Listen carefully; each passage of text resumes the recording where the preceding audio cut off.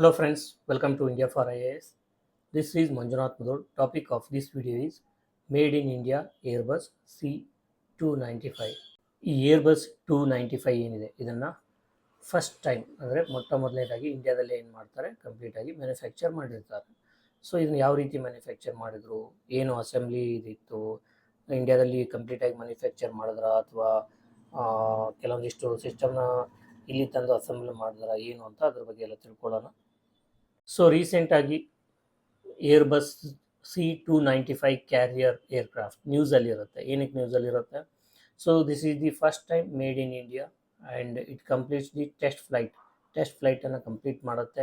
So ಈ ಇಮೇಜಲ್ಲಿ ನಾವು ನೋಡ್ಬೋದು C295 ಏರ್ಬಸ್ ಏರ್ಕ್ರಾಫ್ಟ್ ಯಾವ ರೀತಿ ಇದೆ ಅಂತ. ಸೊ ಇದನ್ನೇನು ಮಾಡುತ್ತೆ IAF, it is procuring 56 C295 transport aircraft. ಇಲ್ಲಿ ನಾವು ಗಮನಿಸಬೇಕಾದ ಅಂಶ ಏನಂತಂದರೆ it is not a fighter aircraft, it is a transport aircraft.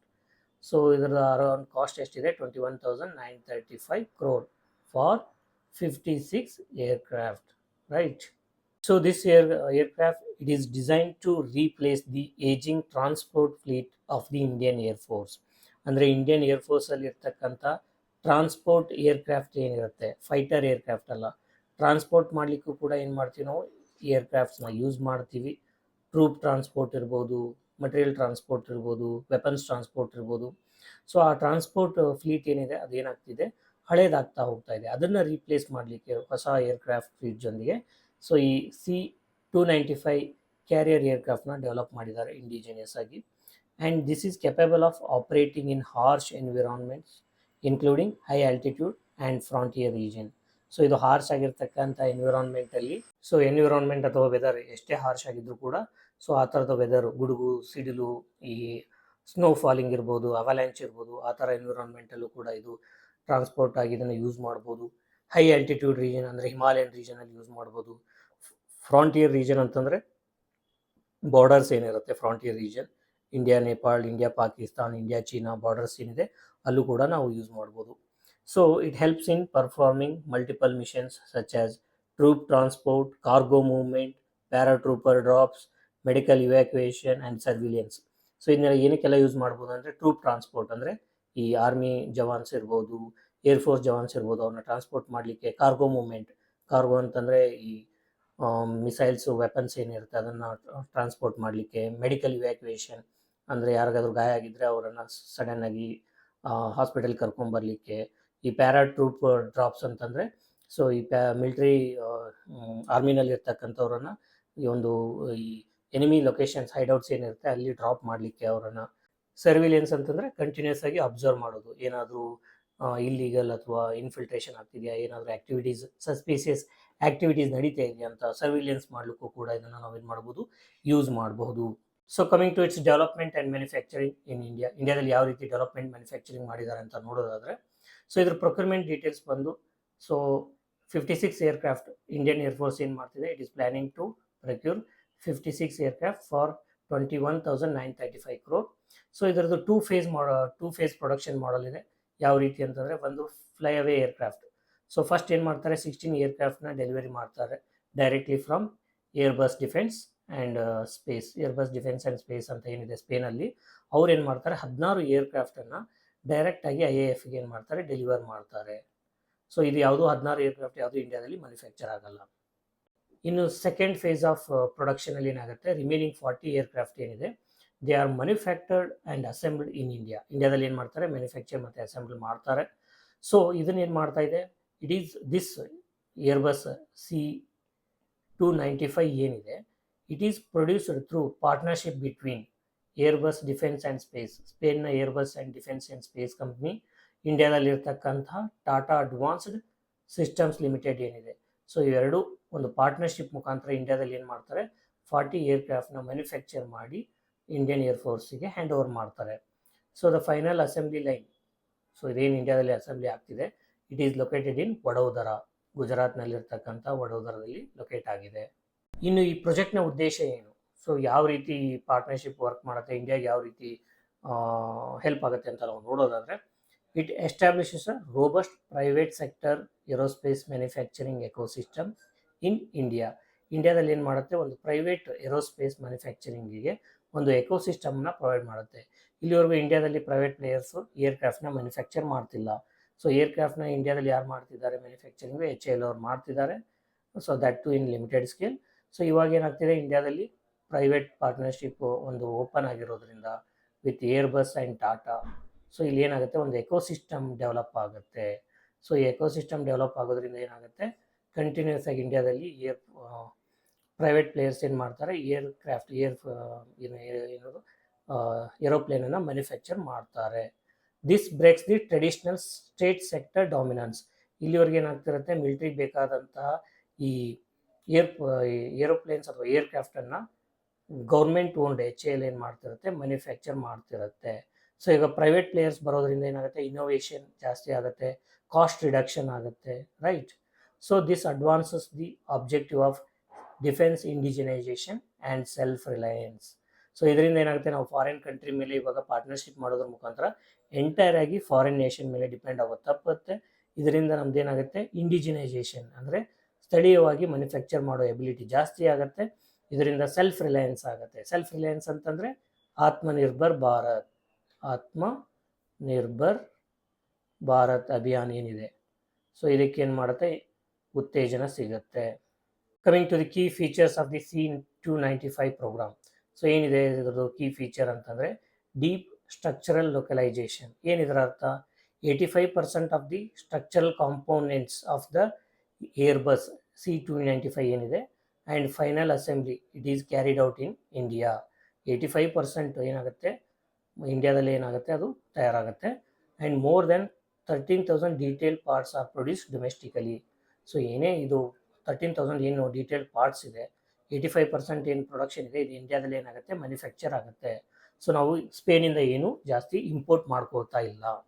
Then advanced aerospace manufacturing, 21 specialised aerospace manufacturing processes certified within India. So ಇವಾಗ ಈ C-95 programme ಮುಖಾಂತರ ಇಲ್ಲಿವರೆಗೂ ಏನು ಮಾಡಿದೆ, government of India 21 specialised aerospace manufacturing ಪ್ರೊಸೆಸಸ್ನ ಏನು ಮಾಡಿದೆ, ಇಂಡಿಯಾದಲ್ಲಿ ಸರ್ಟಿಫೈ ಮಾಡಿದೆ. ಒನ್ಸ್ ಅದು ಸರ್ಟಿಫೈ ಆದರೆ ಇಂಡಿಯಾದಲ್ಲಿ ಏನಾಗುತ್ತೆ, ಆ ಥರದ ಪ್ರಾಡಕ್ಟ್ಸನ್ನು ನಾವು ಮ್ಯಾನುಫ್ಯಾಕ್ಚರ್ ಮಾಡಲಿಕ್ಕೆ ಸೊ ಒಂದು ಎಕೋಸಿಸ್ಟಮ್ ಬಿಲ್ಡ್ ಆಗುತ್ತೆ.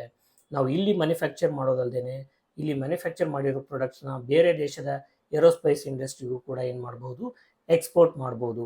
And this strengthens the indigenous capability. So ಈ ಸ್ಥಳೀಯ ಅಂದರೆ ನಮ್ಮ ಭಾರತ ದೇಶದ ಒಂದು ಕೆಪಾಬಿಲಿಟಿ ಮ್ಯಾನುಫ್ಯಾಕ್ಚರಿಂಗ್, ಎಸ್ಪೆಷಲಿ ಮೆಟಲರ್ಜಿ ಇರ್ಬೋದು ಅಥವಾ ಕಾಂಪೋಸಿಟ್ ಸ್ಟ್ರಕ್ಚರ್ಸ್ನ ಮ್ಯಾನುಫ್ಯಾಕ್ಚರ್ ಮಾಡೋದಿರ್ಬೋದು. ಸೊ ಅದರ ಕೆಪಾಸಿಟಿ ಏನಾಗುತ್ತೆ, ಇಂಡಿಯಾದು ಇನ್ಕ್ರೀಸ್ ಆಗ್ತಾ ಹೋಗುತ್ತೆ, ಜಾಸ್ತಿ ಆಗ್ತಾ ಹೋಗುತ್ತೆ. Then coming to the key features of the programme. So ಇದರಲ್ಲಿ ಏನಿದೆ, ಕಾಂಪ್ರಿಹೆನ್ಸಿವ್ ಇಂಜಿನಿಯರಿಂಗ್ ರೆಸ್ಪಾನ್ಸಿಬಿಲಿಟಿ ಇದೆ. So this responsibility it is on Tata advanced systems limited.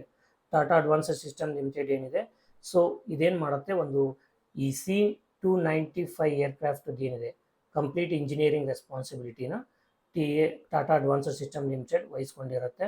And this it serves as the Indian aircraft contractor. So ಇಂಡಿಯಾದ aircraft contractor ಆಗಿ ಇದು work ಮಾಡುತ್ತೆ.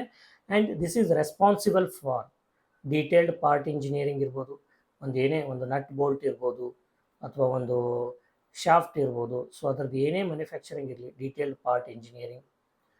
Then fuselage assembly, ಅದನ್ನು assembly ಮಾಡೋದಿರ್ಬೋದು, engine and AVNS testing ಇರ್ಬೋದು, rain water ingress validation ಇರ್ಬೋದು, final test flight clearance ಇರ್ಬೋದು. ಎಲ್ಲ ರೆಸ್ಪಾನ್ಸಿಬಿಲಿಟಿ ಯಾರ ಮೇಲೆ ಇರುತ್ತೆ, ಟಾಟಾ ಅಡ್ವಾನ್ಸ್ಡ್ ಸಿಸ್ಟಮ್ ಲಿಮಿಟೆಡ್ ಮೇಲೆ ಇರುತ್ತೆ. ಸೊ ಈ ಎಲ್ಲವನ್ನು ಮಾಡೋದು ಯಾವುದು, ಈ company, right. Then coming to the other features, tactical STOL capability. ಏನಿದೆ STOL ಕೆಪಾಬಿಲಿಟಿ, ಏನಿದೆ ಟ್ಯಾಕ್ಟಿಕಲ್ ಅಂತಂದರೆ, STOL ಫುಲ್ ಫಾರ್ಮ್ ಅಂತಂದರೆ short take off and landing. ಅಂದರೆ ಇವಾಗ ಯಾವುದೇ ಒಂದು ಏರ್ಕ್ರಾಫ್ಟು ಟೇಕ್ ಆಫ್ ಆಗಬೇಕು, ಲ್ಯಾಂಡಿಂಗ್ ಆಗಬೇಕು ಅಂತಂದರೆ ತುಂಬ ಉದ್ದನಾದ ಒಂದು ರನ್ವೇ ಬೇಕಾಗಿರುತ್ತೆ, ಕಿಲೋಮೀಟರ್ಸ್ ಲೆಕ್ಕದಲ್ಲಿ. ಬಟ್ ಮಿಲಿಟ್ರಿಯವ್ರಿಗೆ ಅಷ್ಟು ಕಿಲೋಮೀಟರ್ ಲೆಕ್ಕದಲ್ಲಿ ಏನು ರನ್ವೇ ಇರಲ್ಲ. ಸೊ ಅದಕ್ಕೆ ನಾವೇನು ಮಾಡಬೇಕು, ಶಾರ್ಟ್ ಆಗಿ ವಿದಿನ್ ಶಾರ್ಟ್ ಡಿಸ್ಟೆನ್ಸಲ್ಲಿ ಏನಾಗಬೇಕು, ಟೇಕ್ ಆಫ್ ಆಗಬೇಕು, ವಿದಿನ್ ಶಾರ್ಟ್ ಡಿಸ್ಟೆನ್ಸಲ್ಲಿ ಏನಾಗಬೇಕು, ಲ್ಯಾಂಡಿಂಗ್ ಆಗಬೇಕು. ಇದಕ್ಕೇನಂತ ಕರೀತಾರೆ, short take off and landing ಅಂತ ಕರೀತಾರೆ. ಸೊ ಈ ಥರದ ಕೆಪಾಬಿಲಿಟಿ ಏನಿರುತ್ತೆ ಈ C-295 ಏರ್ ಬಸ್ಸಿಗೆ, C-295 ಏರ್ ಬಸ್, ಅದಕ್ಕೇನಂತ ಕರಿತೀವಿ ನಾವು, ಟ್ಯಾಕ್ಟಿಕಲ್ STOL ಕೆಪಾಬಿಲಿಟಿ ಅಂತ ಕರಿತೀವಿ. This can operate from short unpaved semi prepared air strips in remote and mountainous region. So ಈ ಗುಡ್ಡಗಾಡುಗಳಲ್ಲಿ, ರಿಮೋಟ್ ಪ್ರದೇಶದಲ್ಲಿ ಸೊ ರೆಡಿ ಆಗಿರ್ತಕ್ಕಂಥ ರನ್ವೇನೇ ಇರಬೇಕು ಅಂತ ಏನಿಲ್ಲ. ಸೊ ರೆಡಿ ಆಗದೆ ಇರತಕ್ಕಂಥ ಒಂದು ಕಚ್ಚಾ ರಸ್ತೆ ಇದ್ದರೂ ಕೂಡ ಆ ಕಚ್ಚಾ ರಸ್ತೆಯಲ್ಲಿ ಕೂಡ ಏನು ಮಾಡ್ಬೋದು, ಈ ಏರ್ಕ್ರಾಫ್ಟ್ನ ನಾವು ಟೇಕ್ ಆಫ್ ಮಾಡ್ಬೋದು, ಜೊತೆಗೆ ಲ್ಯಾಂಡಿಂಗ್ ಕೂಡ ಮಾಡ್ಬೋದು. And it has a multi role operation. So ಇದಕ್ಕೇನಿದೆ, ಮಲ್ಟಿ ರೋಲ್ ಆಪರೇಷನ್ ಇದೆ. ಏನೇನು ರೋಲ್ ಅಂತ ನಾವು ನೋಡ್ತಾ ಹೋದರೆ, ಟ್ಯಾಕ್ಟಿಕಲ್ ಟ್ರೂಪ್ ಟ್ರಾನ್ಸ್ಪೋರ್ಟ್, ಅಂದರೆ ಟ್ರೂಪ್ನ ಬೇಗ ಟ್ರಾನ್ಸ್ಪೋರ್ಟ್ ಮಾಡೋದಿರ್ಬೋದು ವಾರ್ ಝೋನ್ಗೆ. ದೆನ್ ಕಾರ್ಗೋ ಟ್ರಾನ್ಸ್ಪೋರ್ಟ್, ಕಾರ್ಗೋ ಅಂತಂದರೆ military equipments and other materials required for the military operations. Medical evacuation, ಅಂದರೆ ಗಾಯಾಳು ಸೈನಿಕರನ್ನು ಹಾಸ್ಪಿಟಲ್ಗೆ ವಾಪಸ್ ಕರ್ಕೊಂಡ್ಬರೋದಿರ್ಬೋದು. Humanitarian assistance and disaster relief. ಇವಾಗ ಫ್ಲಡ್ಡಿಂಗ್ ಆದಾಗ ಫ್ಲಡ್ ಅಫೆಕ್ಟೆಡ್ ರೀಜನ್ಗೆ, ಏನು ಪ್ರವಾಹ ಆಗಿರುತ್ತೆ, ಆ ಪ್ರವಾಹ ಅಫೆಕ್ಟೆಡ್ ರೀಜನ್ಗೆ ನಾವು ಕೆಲವೊಂದಿಷ್ಟು ಮೆಡಿಸಿನ್ ಮತ್ತು ಗೂಡ್ಸು ಮತ್ತು ಫುಡ್ನ ಸಪ್ಲೈ ಮಾಡಬೇಕಾಗುತ್ತೆ. ಸೊ ಆ ಥರ ಕೆಲಸಗಳಲ್ಲಿ ಯೂಸ್ ಮಾಡ್ಬೋದು. Maritime and electronic surveillance mission. So maritime ಅಂತಂದರೆ ಈ ಸಿ ಮತ್ತು ಓಷನಲ್ಲಿ ಎಲೆಕ್ಟ್ರಾನಿಕ್ ಸರ್ವಿಲಿಯನ್ಸ್ ಮಿಷನ್ಸ್ಗೋಸ್ಕರ ನಾವೇನು ಮಾಡ್ಬೋದು, ಈ ಏರ್ಕ್ರಾಫ್ಟ್ನ ಯೂಸ್ ಮಾಡ್ಬೋದು. So these are the different applications of the are roles of the C-295 Airbus. So ಈ C-295 ಏರ್ಬಸ್ ಪ್ರೋಗ್ರಾಮ್ ಏನಿದೆ, ಇದರಿಂದ ಏನು ಬೆನಿಫಿಟ್ಸ್ ಆಗುತ್ತೆ, ಸಿಗ್ನಿಫಿಕೆನ್ಸ್ ಏನಿದೆ ಅಂತ ನಾವು ನೋಡೋದಾದರೆ, ಡಿಫೆನ್ಸ್ ಇಂಡಿಜಿನೈಸೇಷನ್ ಅಂತಂದರೆ ಮಿಲಿಟರಿಗೆ ಬೇಕಾದಂಥ ಏರ್ಕ್ರಾಫ್ಟನ್ನು ನಾವೇನು ಮಾಡ್ಬೋದು, ಭಾರತ ದೇಶದಲ್ಲೇ ಮ್ಯಾನುಫ್ಯಾಕ್ಚರ್ ಮಾಡಬಹುದು. ಇನ್ಮೇಲೆ ನಾವು ಇಂಪೋರ್ಟ್ ಮೇಲೆ ಡಿಪೆಂಡ್ ಆಗೋ ಅವಶ್ಯಕತೆ ಇಲ್ಲ. So this aircraft it is a transport aircraft, not a fighter aircraft. ಇದನ್ನು ನಾವು ಗಮನದಲ್ಲಿ ಇಟ್ಕೋಬೇಕು. Then it supports the Atmanirbhar Bharat initiative in defence production. Then strengthening airspace ecosystem. So ಇಂಡಿಯಾದಲ್ಲಿರ್ತಕ್ಕಂಥ ಏರೋಸ್ಪೇಸ್ ಎಕೋಸಿಸ್ಟಮ್ ಏನಿದೆ ಅದಕ್ಕೆ ಒಂದು ಶಕ್ತಿಯನ್ನು ನೀಡುತ್ತೆ. ಯಾವ ರೀತಿ indigenous aerospace manufacturing infrastructure create ಆಗುತ್ತೆ. ಸೊ ಆವಾಗಲೇ ನಾವು ನೋಡಿದಾಗೆ ಇಂಡಿಯಾದಲ್ಲಿ ಏನಾಗ್ತಿದೆ, 21 ಏನಿದೆ ಇಂಜಿನಿಯರಿಂಗ್ ಪ್ರೊಡಕ್ಷನ್ ಪ್ರೋಸೆಸ್ ಇದೇನಿದೆ, ಆ ಪ್ರೊಸೆಸ್ಸಿಗೆ ಏನು ಮಾಡಿದ್ದೀವಿ, ನಾವು ಸರ್ಟಿಫೈ ಮಾಡಿದ್ದೀವಿ. ಆ ಪ್ರೊಸೆಸ್ಸಿಂದ ಬರ್ತಕ್ಕಂಥ ಪ್ರಾಡಕ್ಟ್ಸ್ ಏನಿದೆ, ಆ ಪ್ರಾಡಕ್ಟ್ಸದ್ದು ಏನಾಗುತ್ತೆ, ಇಂಡಿಜಿನಸ್ ಮಾರ್ಕೆಟು ಅಂದರೆ ಮ್ಯಾನುಫ್ಯಾಕ್ಚರಿಂಗ್ ಎಬಿಲಿಟಿ, ಅದಕ್ಕೆ ಬೇಕಾದಂಥ ಇನ್ಫ್ರಾಸ್ಟ್ರಕ್ಚರು ಇಂಡಿಯಾದಲ್ಲಿ ಇವಾಗ ಡೆವಲಪ್ ಆಗಿದೆ. It enhances the technologies transfer. ಯಾವ ದೇಶದಿಂದ, ಸ್ಪೇನ್ನ ಏರ್ಬಸ್ಸಿಂದ ಇಂಡಿಯಾಗೆ ಏನಾಗುತ್ತೆ, ಟೆಕ್ನಾಲಜಿ ಟ್ರಾನ್ಸ್ಫರ್ ಆಗುತ್ತೆ. ಇಂಡಿಯಾದಲ್ಲಿ ಯಾರಿಗೆ ಟೆಕ್ನಾಲಜಿ ಟ್ರಾನ್ಸ್ಫರ್ ಆಗ್ತಿದೆ, ಟಾಟಾ ಕಂಪ್ನಿಯವ್ರಿಗೆ, ರೈಟ್. ಆ್ಯಂಡ್ ಸ್ಕಿಲ್ ಡೆವಲಪ್ಮೆಂಟ್ ಆಗುತ್ತೆ. ಸೊ ಇಂಡಿಯಾದಲ್ಲಿ ಈ ಫೀಲ್ಡಿಗೆ ಬೇಕಾದಂತಹ ಈ ಏರೋಸ್ಪೇಸ್ ಇಂಜಿನಿಯರಿಂಗ್ ಸ್ಕಿಲ್ ಡೆವಲಪ್ಮೆಂಟ್ ಆಗುತ್ತೆ, mechanical engineering, automobile, electrical, right. Then this enhances the supply chain capability. ಇದರಿಂದ ಏನಾಗುತ್ತೆ, ಸಪ್ಲೈ ಚೈನ್ ಕೆಪಾಬಿಲಿಟಿ ಇಂಡಿಯಾದಲ್ಲೂ ಕೂಡ ಬಿಲ್ಡ್ ಆಗೋದ್ರಿಂದ ಗ್ಲೋಬಲ್ ಸಪ್ಲೈ ಚೈನ್ ಏನಿದೆ ಅದಕ್ಕೆ ಇಂಡಿಯಾ ಕೂಡ ಲಿಂಕ್ ಆಗುತ್ತೆ with respect to aerospace. So ಮಿಲಿಟರಿಗೆ ಯಾವ ರೀತಿ ಬೆನಿಫಿಟ್ ಆಗುತ್ತೆ, ಸ್ಟ್ರಾಟಜಿಕ್ ಆ್ಯಂಡ್ ಮಿಲಿಟರಿ ಬೆನಿಫಿಟ್ ಅಂತ ನೋಡೋದಾದರೆ, ಟ್ರೂಪ್ ಮೂವ್ಮೆಂಟು, ರ್ಯಾಪಿಡಾಗಿ ನಾವು ಟ್ರೂಪ್ನ ಡಿಪ್ಲಾಯ್ಮೆಂಟ್ ಮಾಡ್ಬೋದು, ಮೂವ್ಮೆಂಟ್ ಮಾಡ್ಬೋದು, ಇಕ್ವಿಪ್ಮೆಂಟ್ನ ರ್ಯಾಪಿಡಾಗಿ ಮೂವ್ಮೆಂಟ್ ಮಾಡ್ಬೋದು. ಲಾಜಿಸ್ಟಿಕ್ ಸಪೋರ್ಟ್ ಕ್ವಿಕ್ ಆಗುತ್ತೆ, especially in border and high altitude Himalayan region. And this increases the operational readiness during the emergency and conflict. Emergency ಮತ್ತು conflict ಸಿಚುವೇಷನಲ್ಲಿ Indian air force ಇರ್ಬೋದು, navy ಇರ್ಬೋದು, ಅಥವಾ military ಇರ್ಬೋದು, they can be ready. So ಅವ್ರೇನು ಮಾಡ್ಬೋದು, full and ಫಾಸ್ಟಾಗಿ ಇದೇನು emergency ಅಥವಾ ಕಾನ್ಫ್ಲಿಕ್ಟ್ ಝೋನ್ ಏನಿರುತ್ತೆ ಅಲ್ಲಿ ರೀಚ್ ಆಗ್ಬೋದು. So this is all about Airbus C-295 programme. So ಇಲ್ಲಿವರೆಗೂ ನಾವು ಡಿಸ್ಕಸ್ ಮಾಡಿರ್ತಕ್ಕಂತಹ ಈ ಟಾಪಿಕ್ ಏನಿದೆ, ಏರ್ಬಸ್ C-295 ಪ್ರೋಗ್ರಾಮ್, ಅದ್ರ ಮೇಲೆ ಒಂದು ಕ್ವೆಶನ್ನ ಕೊಟ್ಟಿದ್ದೀವಿ. ಇಲ್ಲಿ 3 ಸ್ಟೇಟ್ಮೆಂಟ್ ಇದೆ. ಈ 3 ಸ್ಟೇಟ್ಮೆಂಟ್ನ ಓದಿ ನಿಮ್ಮ ಆನ್ಸರ್ನ ಕಮೆಂಟ್ ಮಾಡಿ. The answer and detailed explanation for this question is available in the PDF handout. So ಆ PDF ಹ್ಯಾಂಡ್ಔಟಲ್ಲೇ ಈ ಕಂಪ್ಲೀಟ್ ವೀಡಿಯೋದ ನೋಟ್ಸ್ ಕೂಡ ಇದೆ. ಆ ಹ್ಯಾಂಡ್ಔಟ್ ಬೇಕು ಅಂದರೆ ನೀವೇನು ಮಾಡಿ, ಟೆಲಿಗ್ರಾಮ್ಗೆ ಜಾಯ್ನ್ ಆಗಿ. The link to join Telegram is provided in the description box, right. Thank you for watching. See you in the next video. Till then, happy learning.